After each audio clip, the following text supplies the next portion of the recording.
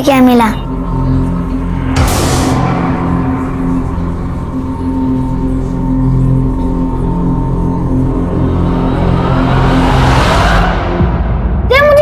मुझे चाहिए। नहीं मेरा है ये, मुझे चाहिए। मेरी है। पर दे मुझे। मेरी गाड़ी है। मुझे भी मेरी गाड़ी है।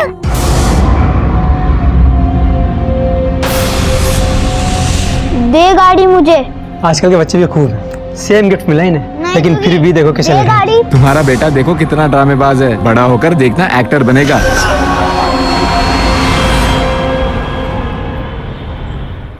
अभी कहाँ गया ये लड़का? ये ऊपर बरसाती में क्या करता रहता है? ये आपकी टिफिन। अभी मैं पापा जा रहे हैं, होमवर्क कर लेना। कोई जवाब नहीं। यस मम्मी, हाँ मम्मी, कुछ नहीं। होमवर्क कर लेना और गेम बाद में, ठीक है? आपने टिफिन ली?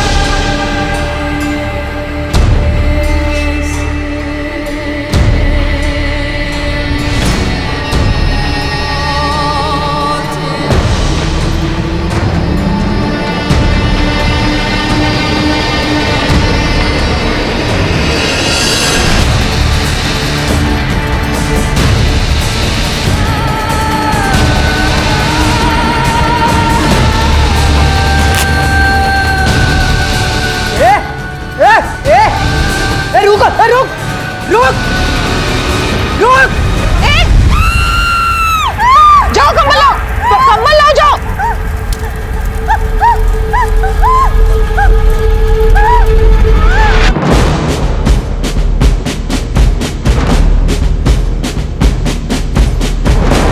आप खामा खाइए, it's okay, I am fine. Verma, और ओके? ऑल ओके सर, ऊपर से थोड़ा जला है, लेकिन कांस्टेबल पाल के हाथ थोड़ा ज्यादा जले, ट्रीटमेंट चालू है। पेशेंट वो औरत 25% बर्न्स है। लकीली वुंड ज्यादा डीप नहीं है। थैंकफुली आग टाइम पे बुझा दी गई। जैसे ही उनकी हालत स्टेबल होती है, हम उन्हें जल्दी जनरल वार्ड में शिफ्ट करेंगे। आप आगे की इंक्वायरी कर सकते हैं बाद में।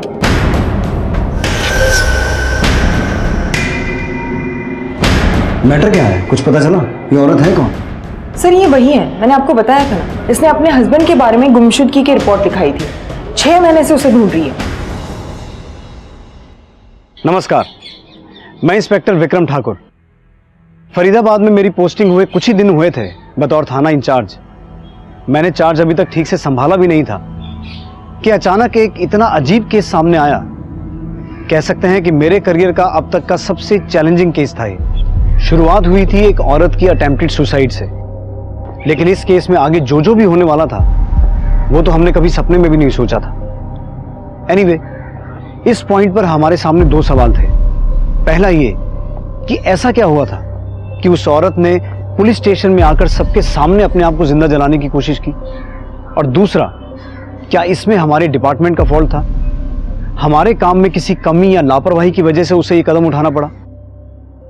मैडम कुछ करिए, ढूंढ निकालिए मेरे शोहर को। वो अभी तक घर नहीं आए। देखिए, काम डाउन, आप ठीक से पहले डिटेल्स दे दीजिए। मैडम मुझे बहुत डर लग रहा है, कहीं उनके साथ कुछ गलत हो क्या? आप कुछ करिए ना। आप उनकी डिटेल्स, उनका नाम, उम्र वगैरह और उनकी एक फोटो दे देना। फोटो नहीं है मैडम मेरे पास।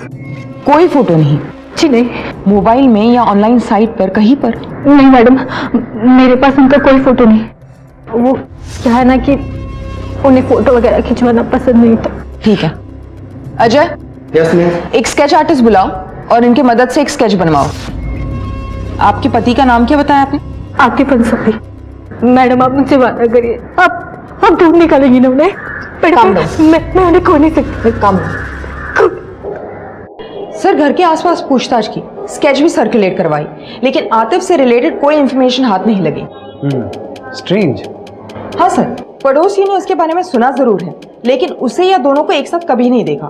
पति को तो मैंने कभी देखा नहीं, मतलब कुछ ही महीने हुए इधर शिफ्ट होके। कभी कभी जिक्र करती है कि काम के दौरान बाहर ही रहते हैं। सबा ने बताया था कि आतिफ उसे अपने फर्स्ट हस्बैंड फिरोज के थ्रू मिला है। आतिफ भी फिरोज की तरह ट्रांसपोर्ट बिजनेस में है। लेकिन जब ये बात हमने फिरोज की माँ से पूछी तो उन्हें भी आतिफ के बारे में कुछ भी नहीं पता था। कौन है ये? मैं तो इसे नहीं जानती। ये है मेरा बेटा फिरोज। 1.5 साल हो गए उसे लापता हुए, और वो सबा 2 महीने में ही सब कुछ छोड़ छाड़ कर चली गई। फिर क्या, ढूंढने से भी नहीं मिला। पुलिस ने भी मामला बंद कर दिया। तो ये ऑपरेट कहाँ से करते थे? सर, एज ऑफ सच कोई ऑफिस या शॉप नहीं है इनका, लेकिन सेक्टर 8 में जितने भी ट्रांसपोर्ट एजेंसीज है, गैरेजेस हैं, वहां पूछताछ की। किसी ने भी उस स्केच को पहचानने से मना कर दिया। इस नाम का कोई भी नहीं है यहाँ पर। तो ये आतिफ नाम का कोई आदमी है भी या नहीं? वही तो सर, ना कोई डॉक्यूमेंट्स, ना कोई आईडी प्रूफ, ना ही कोई फोटो।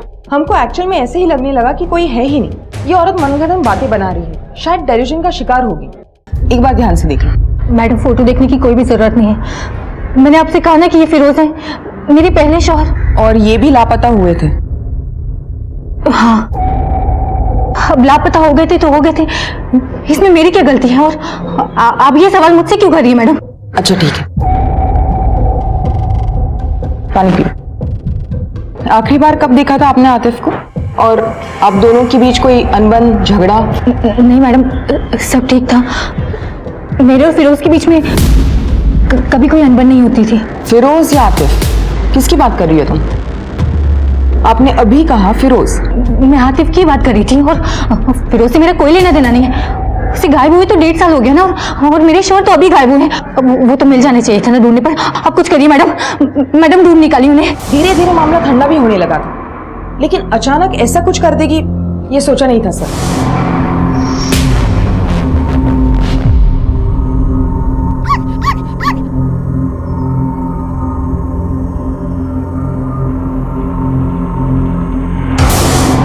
ये मेरा पप्पी मेरे साथ खेलेगा, है ना पप्पू?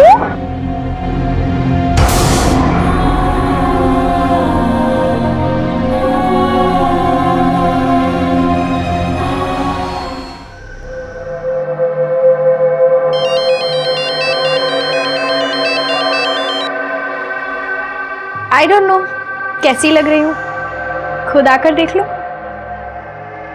आज इतना स्पेशल दिन है और आज भी लेट। जल्दी आओ ना, मैं तुम्हारा वेट कर रही हूँ। Love you. फ्लावर कैसा दिए? 200 रुपए का। ये वाला भी देखा, फ्रेश है ना? हाँ फ्रेश है।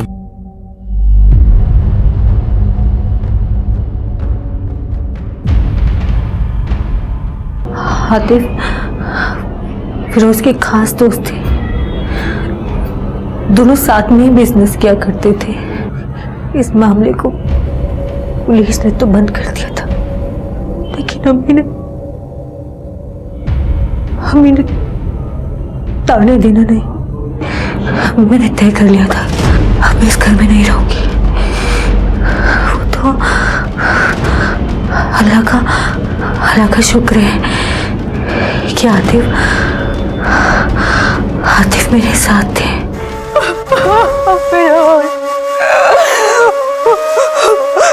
संभालो अपने आप को, अकेली नहीं हो तुम। आप हैं एक हौसला, एक उम्मीद है मुझे, वरना सोचो मत, पूरी जिंदगी पड़ी है तुम्हारे सामने, हक है तुम्हारा खुशियों पर। वक्त के साथ मैं और आतिफ बहुत करीब आते गए। लोगों ने हमारे बारे में बुरा बुरा कहना शुरू कर दिया था। उन्होंने मुझसे कहा कि वो मुझे अपनी बीवी बनाकर साथ रखेगी, इसलिए हम लोगों ने निकाह किया और वो मुझे अपने नए घर में ले गए। कितना टाइम हुआ यहाँ शिफ्ट हुए? 8-9 महीने हो गए होंगे। 8-9 महीने हो गए हैं, लेकिन तुम्हारे किसी भी पड़ोसी ने अभी तक आतिफ को देखा नहीं। मैं डाउट नहीं कर रहा हूँ, तुम जो कह रही हो सही कह रही हो, लेकिन बात सिर्फ इतनी सी है कि अगर तुम चाहती हो कि हम आतिफ को ढूंढें तो तुम्हें सब कुछ साफ साफ बताना पड़ेगा। वो हमेशा अपने आप में रहते थे, कैमरे से दूर भागते थे। फोटो वगैरह खींचना, उससे बातें करना, ये सब पसंद नहीं था उन्हें। आस पड़ोस के लोगों से भी कभी बात नहीं करते थे वो। तो ये सब कुछ तुम्हें कभी अजीब नहीं लगा? आतिफ कहते थे कि तुम और मैं, हम दोनों का एक छोटा सा संसार, अगर दुनिया वालों की नजर हम पर पड़ गई तो हमारे रिश्ते को नजर लग जाएगी। जो प्यार में मैं बचपन से ढूंढ रही थी वो मुझे आतिफ ने दी।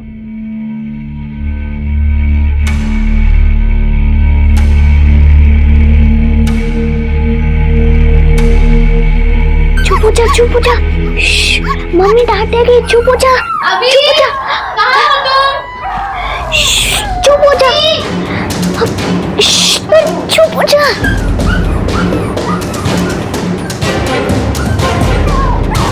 अभी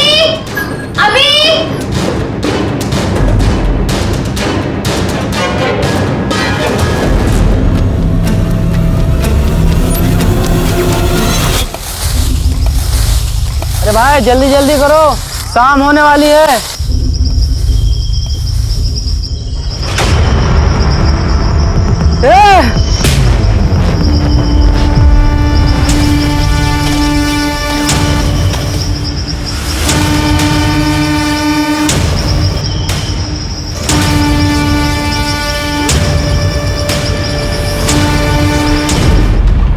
इंस्पेक्टर साहब, कल रात से वीरेन मिसिंग है।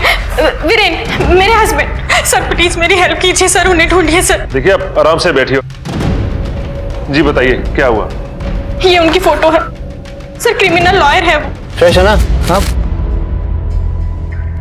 मैं उनका फोन भी ट्राई कर रही हूँ लेकिन उनका फोन स्विच ऑफ आ रहा है। सर कल हमारी मैरिज एनिवर्सरी थी, उनके घर आने के बाद हम लोग सेलिब्रेट करने वाले थे, लेकिन सर कल रात से वो घर नहीं लौटे सर। अच्छा, आपने इनका पूरा नाम क्या बताया? वीरेन भाटिया। अच्छा, उनकी पूरी डिटेल्स दीजिए। Age 32, height 6 feet. और सर कल जब वो घर से निकले थे तो उन्होंने लॉयर की ड्रेस पहनी थी। और सर वो ऑफिस बाइक से आते जाते। देखिए मैम, आप चिंता ना कीजिए, हम उन्हें जल्दी ढूंढ लेंगे। आखिरी बार जब इनकी अपनी बीवी से बात हुई थी, ऑफिस से निकल रहे थे। हाँ, आया था वीरेन की वाइफ का फोन। वेडिंग एनिवर्सरी थी, वाइफ से बात करके इमीडिएट घर चला गया था वो। वाइफ को जानती हैं आप इनकी? जी, ऑफिस फंक्शन में मिली थी, प्लस वीरेन भी बात किया करते थे वाइफ के बारे में। संबंध कैसे हैं दोनों के, कुछ आइडिया है आपको? फिर शादीशुदा जिंदगी तो ठीक ही थी, दोनों खुश लगते थे। मतलब इतना करीब से नहीं जानता मैं, पार्टी वगैरह जब ऑफिस की होती थी तो बात हो जाती थी। मैंने सुना है क्या उनकी बीवी का अफेयर था किसी के साथ?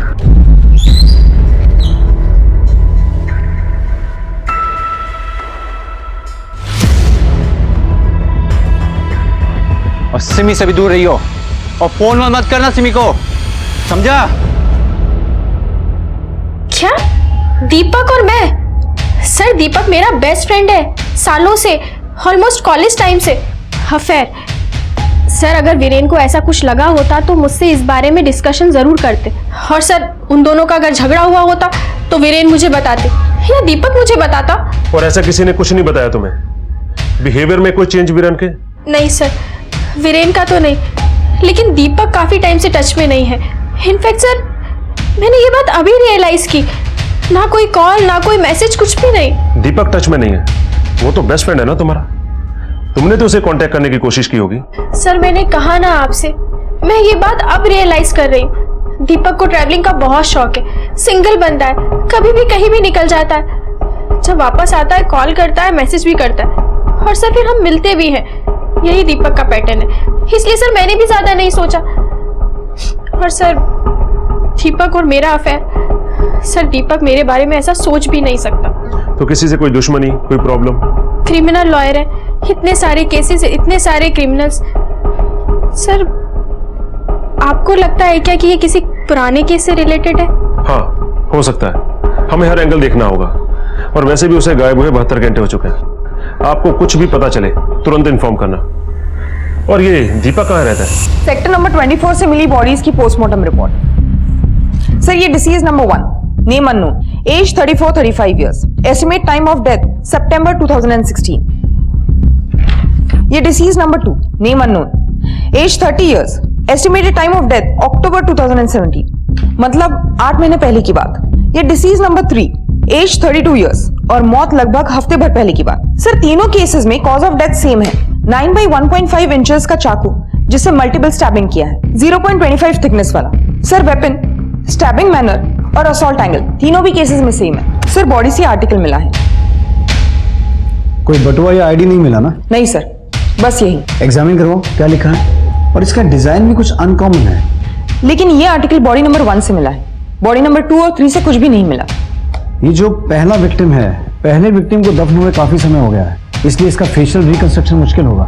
लेकिन फोरेंसिक एंथ्रोपोलॉजिस्ट को इन्वॉल्व करके विक्टिम नंबर 2 के चेहरे को रिकंस्ट्रक्ट करवाओ। सभी बॉडीज की सोमेटोस्कोपी और सोमेटोमेट्री की रिक्वेस्ट रेज करो। और ये जो विक्टिम नंबर 3 है, जिसे मरे 1 हफ्ता ही हुआ है, इसके चेहरे का फोटो लेकर इसे डिजिटली एनहांस करवाओ और इसकी फोटो सभी पुलिस स्टेशन में सर्कुलेट करवाओ। हो सकता है इसकी मिसिंग कंप्लेंट कहीं मिल जाए। सर सबा के गुमशुदा पति को ढूंढते वक्त 3 लाशें बरामद हुई हमें, और उस वक्त तो हमें यह भी नहीं पता था कि ये दोनों बातें आगे जाकर जुड़ने वाली हैं। ऐसे केसेस हुए हैं पहले भी, जिसमें कंप्लेंट या इंफॉर्मेशन लेकर आया आदमी खुद किसी भ्रम का शिकार होता है, डिल्यूजनल। इसमें उनकी कोई गलती नहीं है। लाइफ में हुआ कोई ऐसा हादसा या सदमा उन पर ऐसा भारी असर छोड़ जाता है कि जिससे वो कभी उभर ही नहीं पाते हैं। वो जिंदगी भर उसी भ्रम में जीते रहते हैं। कई लोगों को यह यकीन था कि आतिफ अंसारी नाम का कोई इंसान था ही नहीं, वो सबा अंसारी का वहम था। मैडम कुछ करिए, ढूंढ निकालिए मेरे शोहर को, वो अभी तक घर नहीं आए।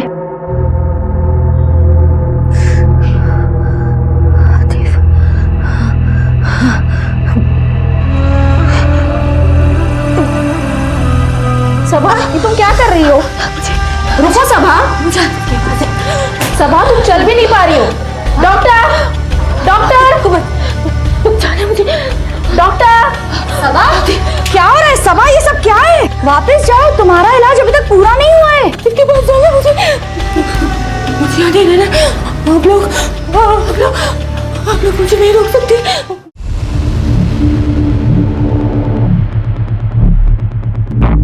परफेक्ट टाइमिंग है इस ताले की भी। क्या हुआ सर? आप जानते हैं इस दीपक को? बात होती है कभी? हाँ सर, सभी से मिलता जुलता है और हमारे साथ कभी कभार क्रिकेट खेल लेता है। तो जानते हैं कहाँ गया हो सकता है? नहीं सर, वैसे तो हमेशा बताकर जाता है और कभी कभार चाबी भी छोड़ देता है, लेकिन इस बार ऐसा कुछ नहीं है। ठीक, इसकी कॉल डिटेल्स लिखवाओ और लोकेशन ट्रेस करो। देखो कि ये सिमी के टच में था कि नहीं।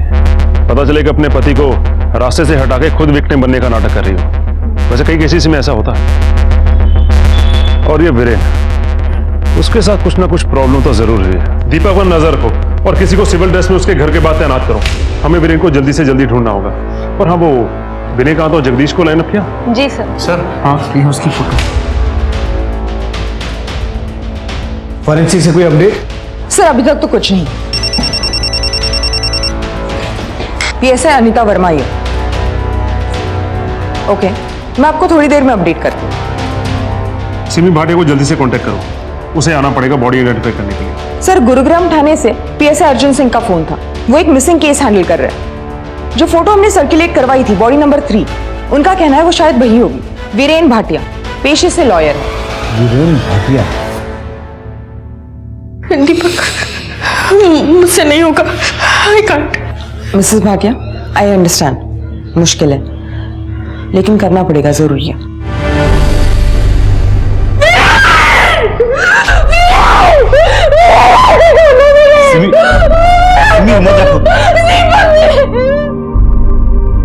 सर इस पोस्टमार्टम रिपोर्ट में जो भी पॉसिबिलिटी निकली थी वो तो कंफर्म होती है ना कि इस सब में एक ही मर्डर है, वरना तीनों बॉडीज एक ही जगह दफन क्यों होती? एक मर्डर और एक मोटिव। आपने किसी सस्पेक्ट को नैरो डाउन किया है? सर हम पर्सनल एंगल टटोल रहे थे। विक्टिम का एक दोस्त भी है, दीपक रेजा। मैं वीरेन को भला कुछ क्यों करूंगा? जस्ट बिकॉज वो लापता है या कोइंसिडेंटली मैं आउट ऑफ सिटी गया हुआ था? तेरा और वीरेन का झगड़ा होना और उसका अपनी बीवी से दूर रहने को कहना, और उसके बाद अचानक से वो गायब हो गया और अगले दिन तू गायब हो गया, और ये सब कोइंसिडेंस था? हाँ गया था सर, मेरी अपनी कुछ पर्सनल प्रॉब्लम चल रही हैं, इसलिए शहर से दूर चला गया था। कौन सी पर्सनल प्रॉब्लम? मेरा ब्रेकअप हो गया था मेरे पार्टनर से। पार्टनर? वो सिमी? सिमी? सर ये आप क्या कह रहे हैं? सिमी और मेरा अफेयर? इम्पॉसिबल। क्यों? बिकॉज आई एम की। क्या? मेरा एक बॉयफ्रेंड है, आई मीन मेरा एक बॉयफ्रेंड था, हम दोनों का ब्रेकअप हो गया है। इन सब बातों से परेशान होकर मैं आउट ऑफ सिटी चला गया था, और जिस झगड़े की आप बात कर रहे हैं ना सर, वो भी इससे जुड़ा हुआ है। मैं जो हूं वो हूं, ये मेरी पर्सनल चॉइस है। कौन सी चॉइस? ये नपुंसक बनने की चॉइस? बकवास बंद कर। हट, तुम बीमार है समझा? इलाज करवाओ अपना, और फोन में मत करना सिमी को, समझा? और सर जिस फोन कॉल की आप बात कर रहे हैं ना, जो कॉल मैंने सिमी को किया था सर, मैंने उसे ये बताने के लिए कॉल किया था कि मेरा ब्रेकअप हो गया है। पर जब उसने कॉल उठाया तो वो अपनी एनिवर्सरी को लेकर इतनी एक्साइटेड थी कि मैं उसे कुछ बता भी नहीं पाया। मुझे लगा खामखाम वो परेशान हो जाएगी, मैंने बस उसे एनिवर्सरी विश किया और फोन रख दिया। और अगली सुबह मैंने अपना बैग पैक किया और दूर शहर से चला गया, अपना फोन भी स्विच ऑफ कर दिया। सर हमें लगा दीपक का वीरेन की बीवी के साथ अफेयर है, लेकिन सर हमने वेरीफाई किया ऐसा कुछ भी नहीं है। सर ये जो दीपक है वो गे है और उसका एक बॉयफ्रेंड भी था। सर वीरेन को जब दीपक के बारे में पता चला तो उनमें काफी गाली गलौज हुई, लड़ाई झगड़ा हुआ, और वीरेन ने उसे काफी ह्यूमिलेट भी किया। ह्यूमिलिएशन? वीरेन को मारने का मोटिव तो मिलता है, लेकिन बाकी के दोनों को क्यों? अनलेस दीपक इन दोनों को भी जानता हो और इन दोनों ने भी दीपक को इंसल्ट किया हो या किसी वजह से उकसाया हो। सर लेकिन यहाँ क्यों? फरीदाबाद में क्यों? वो तो उसे गुरुग्राम में मार के ही दफन कर सकते थे। दीपक का फरीदाबाद से कोई कनेक्शन? अभी नहीं तो 1.5 साल पहले का, जब इस पहले विक्टिम को मारा गया था। नहीं सर, हमने उसकी पर्सनल हिस्ट्री चेक की। बेसिकली वो मुंबई से है, यहाँ लॉ करने के लिए शिफ्ट हुआ था। लेकिन सर 2 सस्पेक्ट्स और भी हैं, 2 क्रिमिनल्स जिनको वीरेन ने सजा दिलवाई थी। सर दोनों कुछ महीने पहले सजा काट के बाहर आए। बस सर वही 2 हैं। सर इस केस के रिगार्डिंग कोई भी असिस्टेंस की जरूरत होगी तो प्लीज मुझे बताइएगा। Sure, thank you so much. Thank you sir. साहब मेरे शॉल मिले, मेरे हाथ मिले साहब। सबा हम कोशिश कर रहे हैं। कोशिश? फिरोज की वजह से भी सही हुआ था, पुलिस ने कोशिश की थी और थोड़ी देर के बाद केस बंद कर दिया था। अगर इस बार भी ऐसा हुआ तो नहीं साहब, मैं उन्हें खो नहीं सकती साहब, कुछ करिए। देखो सबा, जब तक तुम्हारे पति नहीं मिल जाते हम चैन से नहीं बैठेंगे। तुम घर जाओ, जैसे कुछ पता चलेगा हम तुम्हें इन्फॉर्म करेंगे। मैं घर नहीं जाना चाहती, मैं यहाँ रह के अपने आतिफ का इंतजार करना चाहती। एक काम करो, इन्हें मेस के बाहर जो बेंच है वहां बिठाओ, पानी पिलाओ। Yes sir. मैंने इसके पहले पति की फाइल्स मंगवाई थी, क्या हुआ उसका? सर मैंने उनसे कांटेक्ट किया है, फाइल्स आ जाएंगी। अंडरस्टैंड वर्मा, वो फाइल्स आएंगी तो हमें इस केस के बारे में इंफॉर्मेशन मिलेगी। अगर बाई चांस सबा ने उन फाइल्स में अपने पहले पति के बारे में वही सब बताया है जो अभी वो अपने दूसरे पति के बारे में बता रही है, तो हमें यह समझ में आएगा कि एक पैटर्न है जिसे वो बार बार फॉलो करती है, और आतिफ अंसारी नाम का कोई इंसान है ही नहीं। और अगर ऐसा नहीं है तो हमें यह समझ में आएगा कि बार बार सबा को टारगेट किया जा रहा है। ये कोइंसिडेंस तो नहीं हो सकता ना? Yes sir, you are right, I am sorry. मैं उन्हें कांटेक्ट करती हूँ और फाइल्स इमीडिएटली लाती हूँ। अभी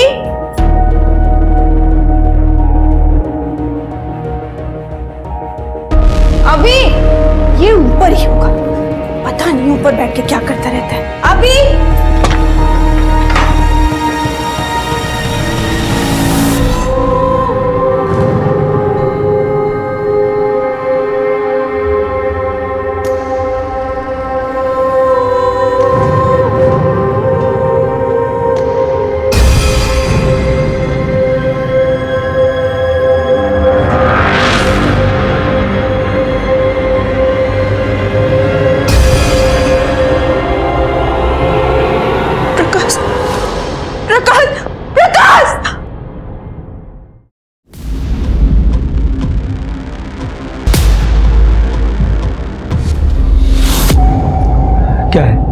क्या है ये सब? मैंने तुमसे पहले ही कहा था, अभी किसी से दोस्ती नहीं करता, कहीं बाहर खेलने नहीं जाता। तुम्हें अजीब नहीं लगता ये सब? कहीं हमारा अभी उसकी दिमागी हालत। क्या बकवास कर रही हो तुम? पागल हो गई हो? ये सब मुझे टाइम पास के लिए किया होगा, कोई प्रॉब्लम नहीं है उसके साथ, कोई फेज होगा, और ऐसे फेज से सभी गुजरते हैं। इतना बवाल करने की क्या जरूरत है? मैंने कभी किसी बच्चे को ऐसे करते नहीं देखा है। फिर वही अभी नॉर्मल है, दूसरे बच्चों की तरह। माँ हो या दुश्मन, ये सब सोचोगी ना तो डीमोरलाइज हो जाएगा। और तो और बाहर के लोग क्या सोचेंगे, पागल कहेंगे। स्टेम रह जाएगी जिंदगी भर के लिए। लुक, तुम उससे कुछ मत कहना, मैं उससे बात करता हूँ, सब ठीक हो जाएगा। ओके?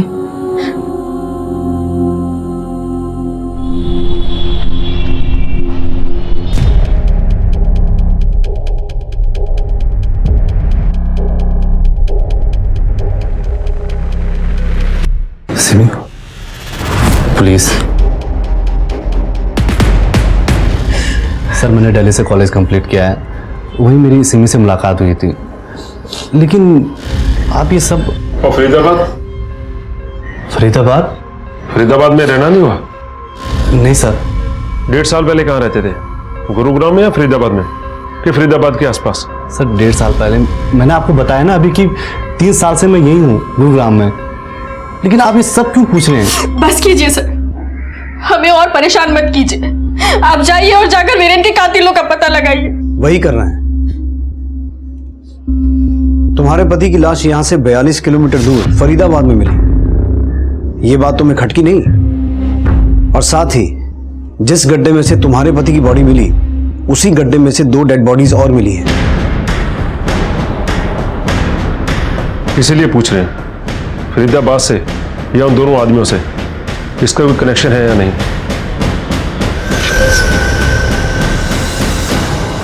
सिंह, तुमने जिन 2 क्रिमिनल्स के बारे में बताया था जिनकी वीरेन से दुश्मनी हो सकती है, क्या नाम थे उनके? विनय कांत एंड जगदीश।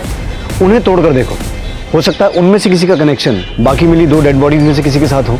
माना 1.5 साल पहले वो जेल में थे, पर इन लोगों के कनेक्शन अच्छे खासे होते हैं, किसी और से मर्डर करवाया होगा। जेल से निकलने के बाद कहाँ कहाँ गए, क्या क्या किया, सब कुछ पता करवाओ। और जहाँ जहाँ गए उन एरियाज में अगर कोई गुमशुदगी के या अनसॉल्व मर्डर केसेस हैं, सब कुछ ढूंढ निकालो। उनमें से एक बंदा वही है फरीदाबाद में, जगदीश पंडित। अच्छा जी सर। वर्मा, फंसाइए हमको, हम तो खड़े हैं कि हमको कोई फंसाए। हमारा तो जन्म हुआ इस पृथ्वी पे कि एक मामले में से फंस के निकले तो दूसरे में फंस जाए। मैं जितना पूछ रही हूँ, क्यों पूछ रही? सवाल तब पूछा जाता है जब जवाब की कोई वैल्यू हो। एकदम चुप। देख, जहां पर वो बॉडीज मिली है ना, वहां पर तेरा मोबाइल क्रैक हुआ है। अब तू चुपचाप बोलेगा या?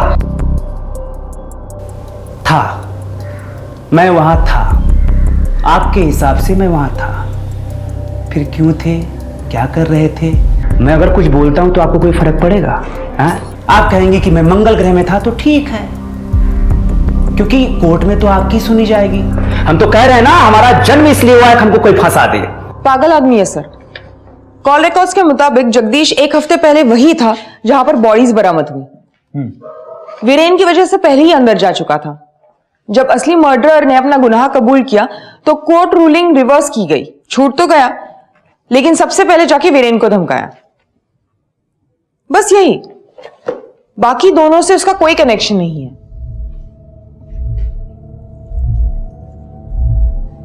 क्या हुआ सर?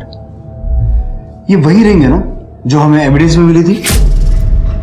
ये तो वही सबा का पहला पति फिरोज, जो फाइल्स तुम लेके आई हो मैं वही पढ़ रहा हूं। इसका मतलब ये हुआ कि जो 3 डेड बॉडीज हमें मिली हैं, उनमें से एक डेड बॉडी सबा के पहले पति फिरोज की हो सकती है। ये देखो, सबा के पहले पति को गायब हुए 1.5 साल हुआ है। 1.5 साल हो गए लापता हुए? उसे गायब हुए तो 1.5 साल हो गया ना। और पोस्टमार्टम रिपोर्ट के मुताबिक पहला आदमी जो मरा था वो भी 1.5 साल पहले ही मरा था। मतलब टाइमलाइन भी मैच होता है।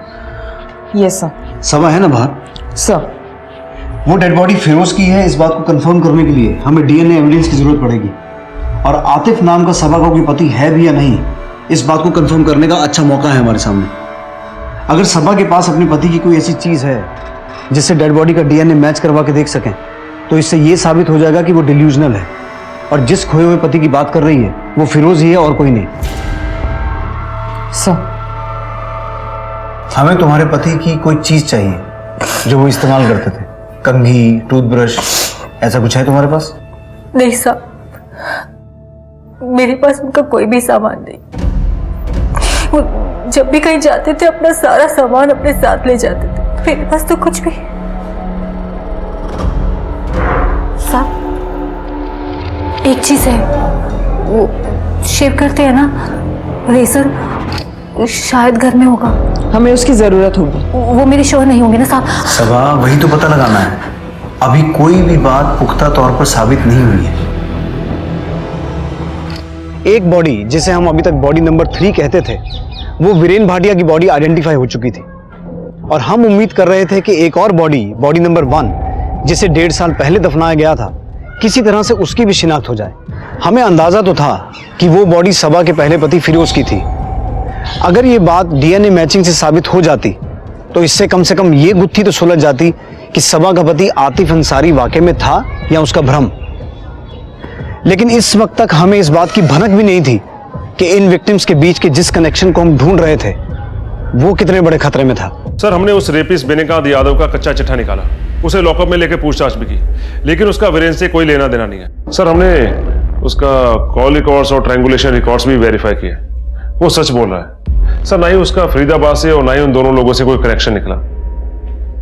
अब एक ही उम्मीद बाकी है सिंह, अगर ये कंफर्म हो जाए कि सबसे पुरानी डेड बॉडी सबा के पहले पति फिरोज की है तो हमारा काम। Sir, DNA reports no match. जो रेजर सबा ने दिया उससे जो डीएनए मिला वो बॉडी नंबर 1 से नहीं मैच करती। इसका मतलब है सबा के साथ फिरोज के अलावा वाकई में कोई रह रहा था जिसका वो रेजर है। सर, यानी आतिफ अंसारी नाम का आदमी वाकई में उसका पति हो सकता है। यानी आपका अंदाजा सही निकला, सबा सच कह रही थी। सबा आतिफ के बारे में सही बोल रही थी, ये तो इस केस का एक एंगल है।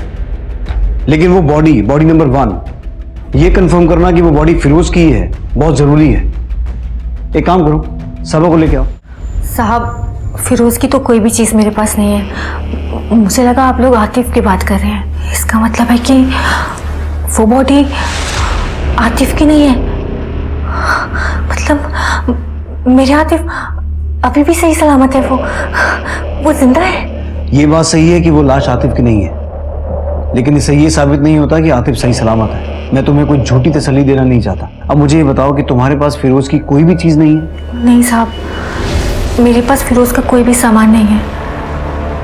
लेकिन हाँ, उनकी अम्मी, फिरोज का कोई तो सामान उनके पास होगा। ठीक है, तुम जाओ, कुछ पता चलेगा तो बताते हैं।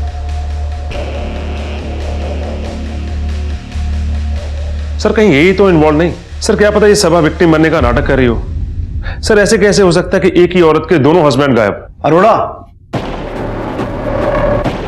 सर एक काम करो, सबा ने जो रेजर दिया था उसे बॉडी नंबर 2, जो 8 से 9 महीने पुरानी है, उसके डीएनए के साथ मैच करवा के देखो। वर्मा, तुम फिरोज की मां से फिरोज का डीएनए सैंपल ऑब्टेन करो। अगर बॉडी नंबर 1 फिरोज की है और बॉडी नंबर 2 आतिफ की निकलती है तो देखना यह भी है कि इन दोनों का वीरेन के साथ क्या कनेक्शन है। Okay sir.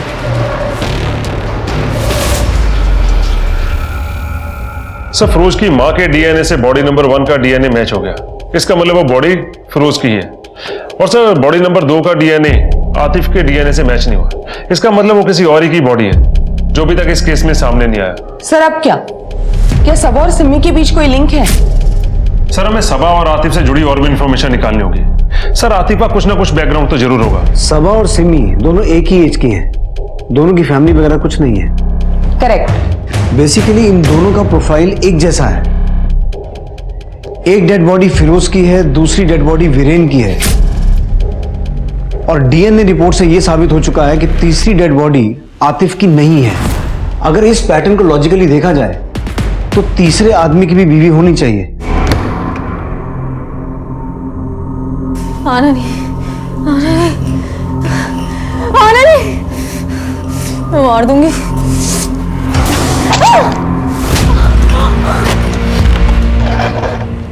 मुझे लगता है हम अभी तक इस केस को गलत एंगल से देख रहे थे। मर्डर के निशाने पर फिरोज या वीरेन नहीं, सबा और सिमी थे। हमें उस तीसरी औरत को ढूंढ निकालना होगा इससे पहले कि वो सीरियल किलर किसी और बेगुनाह को अपना निशाना बनाए। तुम? हाँ, बस एरिया में था, सोचा खबर लेता चलूं। अच्छा, आओ ना, अंदर आओ, आओ बैठो। थैंक्स।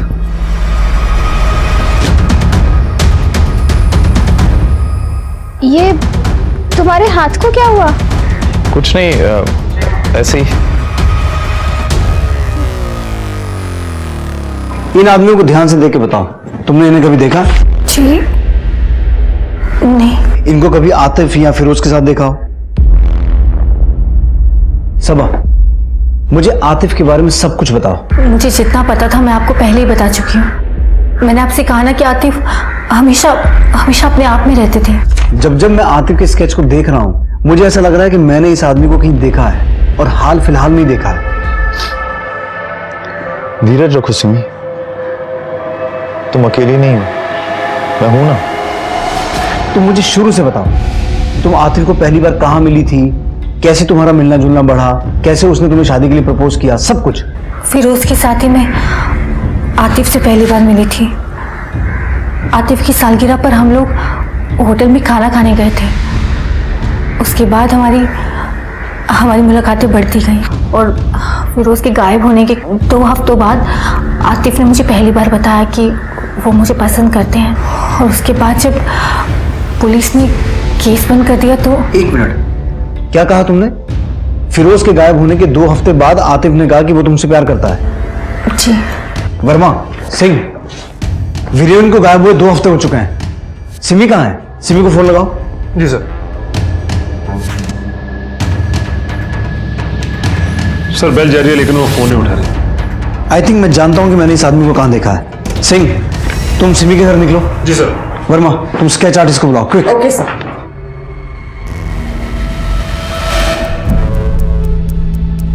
थोड़ी बाल ऐड करो, आईब्रोज बना थोड़े थिक, और इसकी पगड़ी बना।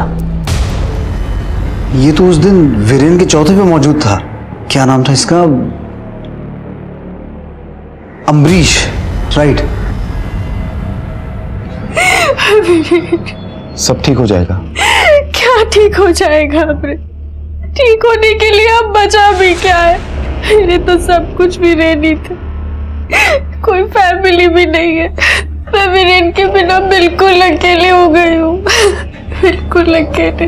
अकेली नहीं है, हम सब हैं आपके साथ। आपको कभी भी किसी भी चीज की जरूरत पड़े, मन हल्का करने के लिए अगर आप बात।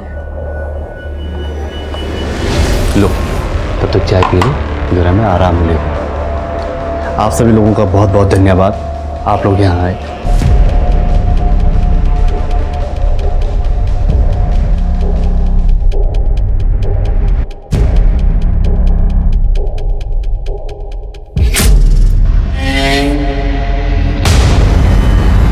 तुम्हें ऐसा कोई चाहिए जो तुम्हारे लिए डिवोटेड हो, जिसके लिए तुमसे बढ़कर कुछ ना हो। तुम जानती हो मैं तुमसे कितना प्यार करता हूं। मैंने क्या क्या किया तुम्हारे लिए। I love you Simi. हमेश, ये क्या बकवास कर रहे हो? मैंने सोचा था कि तुम बहुत अच्छे इंसान हो, वीरेन के दोस्त होने के नाते, लेकिन। हाँ तो हूं ना, मैं बहुत अच्छा इंसान हूं। देखो, तुम मुझे जानती नहीं हो, तुम मुझे एक चांस दो, तुम मुझे देखोगी ना तो तुम्हें समझ आ जाएगा मैं तुमसे कितना प्यार करता हूं। स्टॉप इट अमरीश, लीव, जाओ यहाँ से। नहीं जाऊंगा, जो करना है कर लो। सुनो ना सिमी, प्यार से मान जाओ, नहीं तो तुम्हारे साथ भी वही करना पड़ेगा जो बाकी लड़कियों के साथ किया था। जैसे उन्हें बंद किया था, तुझे भी बंद करना पड़ेगा। छोड़ो मुझे, छोड़ो।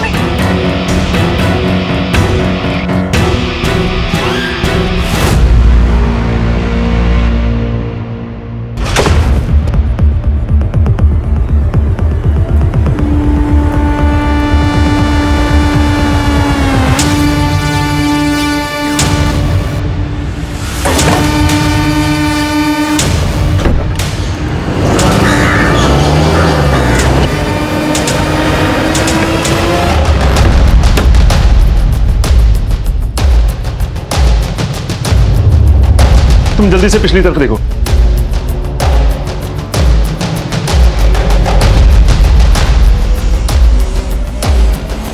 कब तो अभी भी गर्म है। सर, वहां पे कोई नहीं है। वो लोग ज्यादा दूर नहीं गए होंगे। जल्दी से एपीपी जारी करवाओ और कंट्रोल रूम में कोऑर्डिनेट करके जल्दी से चारों तरफ नाकाबंदी करवाओ और उनका फोन ट्रेस करवाओ।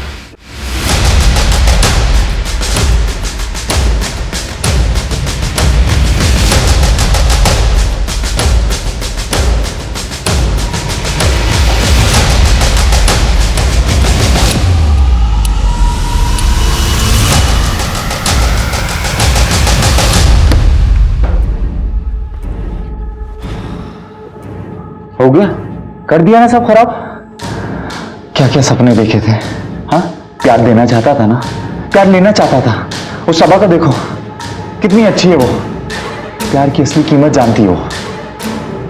सिमी, सिमी उठो ना, सिमी।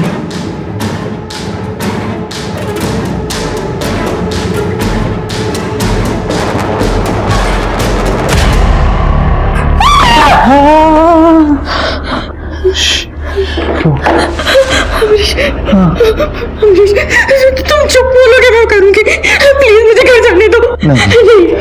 नहीं, मैं तुम पे ट्रस्ट नहीं कर सकता। बोलो ना, आई लव यू, बोलो ना,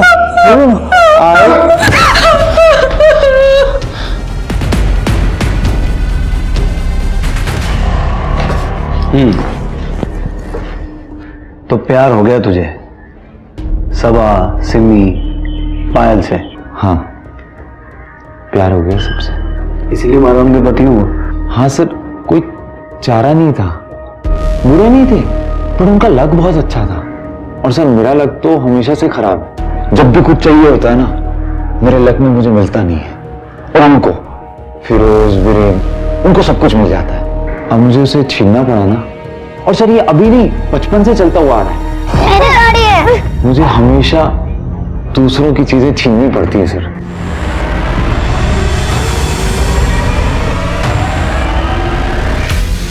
सबा को पहली बार देखा ना तो मुझे प्यार हो गया, तो मैं अभी से आतिफ बन गया। सब कुछ अच्छा चल रहा था सर, मैं और सबा।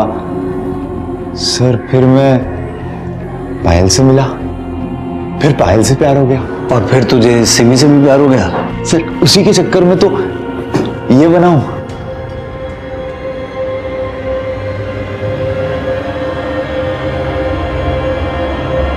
सर वो सिमी तो पटी जाती, आप लोग आ गए, थोड़ी देर और करते ना तो मैं उसे समझा देता, वो समझ जाती कि मैं उससे कितना प्यार नहीं, तेरा पागलपन है ये। अब इसी पागलपन के चलते जिंदगी भर जेल में सड़ेगा तो।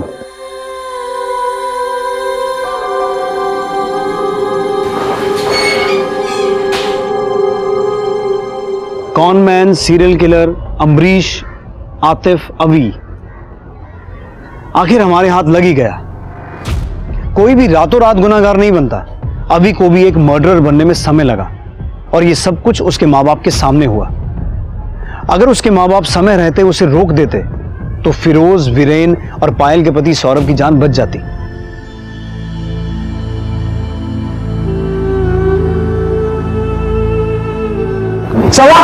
सवा मुझे पता था तुम आओगी। क्यों किया तूने ऐसा मेरे साथ? बोल, क्यों किया? क्यों ली फिरोज की जान? क्यों मारा उसे? तेरे लिए मैंने अपने आप को जला दिया। वो जानता रे, वो सब बातें सब झूठी थी। क्यों किया? बोल, क्यों? काश पहली बार किसी का कुछ छीनने पर अभी के माँ बाप ने उस पर हंसने की बजाय उसे समझाया होता, समय रहते उसकी बिगड़ती दिमागी हालत का इलाज करवाया होता। काश सबा का प्यार इतना अंधा ना होता तो ये सब कुछ होता ही नहीं। आपकी फैमिली के लोगों में, आपके आसपास आपको कोई भी ऐसी अजीब चीज नजर आए तो आंखें बंद मत कीजिए, मुंह मत मोड़िए, उसे ध्यान से देखिए, समझिए, और अगर जरूरत पड़े तो आवाज उठाइए, सवाल कीजिए। कल आपकी यही सतर्कता कई जाने बचा सकती है। अब मैं इंस्पेक्टर विक्रम ठाकुर आपसे विदा लेता हूं। आपसे जल्द मुलाकात होगी एक नए केस के साथ। तब तक देखते रहिए क्राइम पेट्रोल 10 तक। मकसद बताना नहीं, बचाना है।